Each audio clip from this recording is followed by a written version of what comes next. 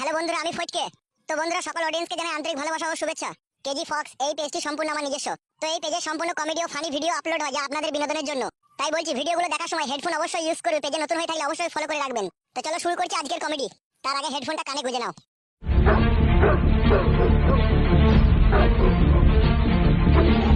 মাংমানি ভাইরা আর আসেনি রে, বেঁচে গেলাম। উস্তাদ পরের বউকে লাউড়া কাটি করার কি জ্বালা গো ভাড়া, আগে জানি না ভাড়া। ছুটে ছুটে ভাড়া হাফ লেগে গেল লাউড়া আমার। লাউড়া ধরতে পারেনি রে। লাউড়া কেমন মজা পেলি। দাঁতটা বন্ধ করো বাড়া তোমার। লাউড়া উস্তাদ, তোমার সাথে আর কোনোদিন আসবো না বাড়া। এই বউদিকে লাগাইতে এসে বাড়া জীবন হারিয়ে যাওয়ার চান্স বাড়া। এরকম আবার কেউ করে বাড়ার বালছি।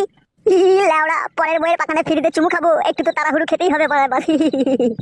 বাড়া এরকম পাকানে চুমু খাওয়ার থেকে বাড়া হ্যান্ডেল মেরে ফেলে দিয়া বাড়া অনেক ভালো বাড়া। কি বলি লাউড়া? তুমি বলো উস্তাদ, যদি আমরা ধরা পড়ে গেতাম কি হইতো আমাদের, বলো তো? লাউড়া হয়তো কিছুই হইতো না। এই ফাটা রূপটা দেখলেই না সব প্রণাম করে পালাইতো লাউড়া, কেউ কিছু বলতো না। তুই বোকাচোদা ছুটে পালিয়ে এলি, তোর সাথে সাথে আমিও ছুটলাম দিয়ে। ও মাগির ভাতাটা এসে সব ক্যাচরা করে দিল। ওর ভাতারকে জব্দ করতে হবে উস্তাদ।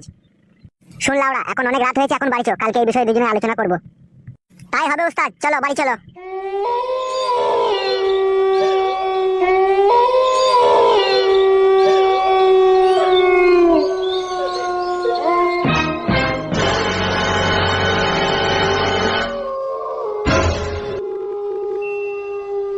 কি হলো মাগি, আবার গান মারাতে জানালি কেন? চ ঘর ঢুক।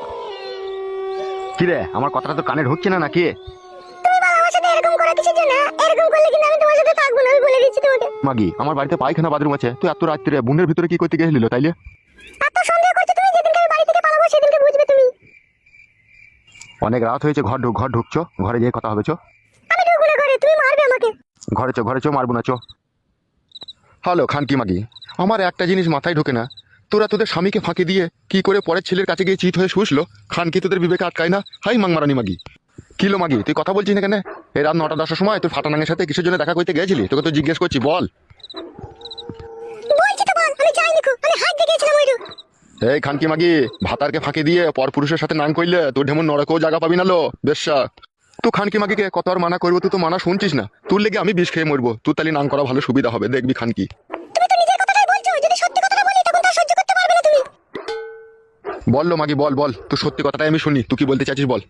তুমি তো বুড়ো হয়ে গেছো, তুমি ঠিকমতো আমার সাথে সহবাস করতে পারছো না। আমি একটা ইয়াং মেয়ে, আমার কি যৌবনে জ্বালা নাই? তাহলে আমি কি করবো বলো, তুমিই বলো। বলেন কি? ও, আমি তোকে ঠিকঠাক ভাবে পাইপ দিতে পারছি না বলে তুই নাং করছিস নাকি? জানি না, বল আমার। তুই গুদমারানির নাং করার স্বাদ আজকে চিরদিনকার মতো ঘুচিয়ে দেবো দেখ আজকে আমি। খুব নাং করতে ইচ্ছা ছিল খানকি, তোর গুষ্টির লেতার মারি রে খানকি। বল বাবা, তাই বল খানকি আর নাং করবি। উহু বাবা রে, বাবা তাই তোর গুষ্টি গুদ মেরে মেরে দেবো রে তোকে আজকে। মেরেই দেবো রে বাবা তাই।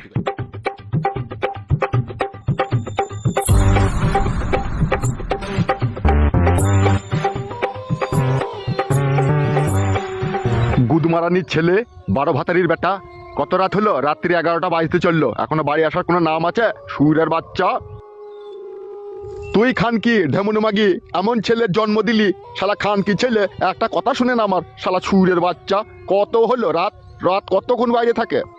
শালা খানকি ছেলেকে আতুর ঘরে মেরে দেওয়া দরকার ছিল। শালাকে পৃথিবীর মুখ দেখানোই আমার ভুল হয়েছে। আগো একটু রাত না হলে হয়ে গেছে, তা বলে এইভাবে ছেলেটাকে তুমি খিস্তি করে গালাগালি দিবে? কি বললি মাগি? গাল দেবো না?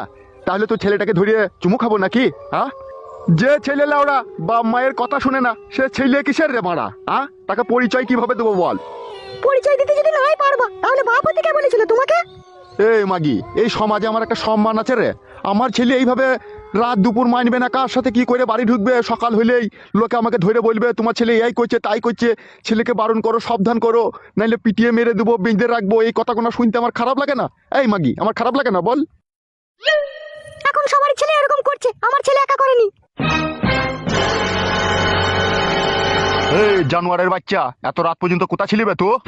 কি জি বলি মোরা বুঝতেও পারছি না। কি হলো রে বোকাচুদা, কথাটা কানে যায়নি তোর? কি আর বলবো বাবা, তোমাকে সত্যি কথা বললে তুমি তো আবার বিশ্বাস করবে না, তুমি যা লোক।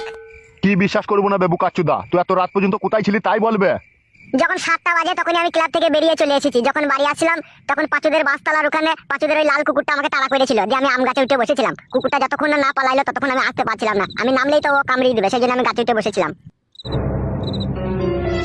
হবে খান কি ছেলে, তোকে এই বয়সে এত নাটকে শিখাইছি কেবে চুদির বেটা? হ্যাঁ গো, তুমি তোমার নিজের ছেলেকে এরকম ভাষা খারাপ করছো, তোমার একটু বিবেকে আটকাইছে না? না লো ঢ্যামনা চুদি মাগি, আমার বিবেকে আটকাইছি না। ও খান কি ছেলের বিবেক কই? ও যে বড় হয়েছে দিন দিন, ওর বিবেকটা কই? বিবেক আমার আছে বাবা, ওই কুকুরটার জন্য একটু বাড়ি ফিরতে দেরি হয়ে গেল। আবার মিথ্যা কথা বলছিস তুই? যদি আমি মিথ্যা কথা বলি বাবা, তাহলে তুমি পাঁচুদের লাল কুকুরটার কাছে কালকে যাবা, দিয়ে জিজ্ঞেস করে দেখ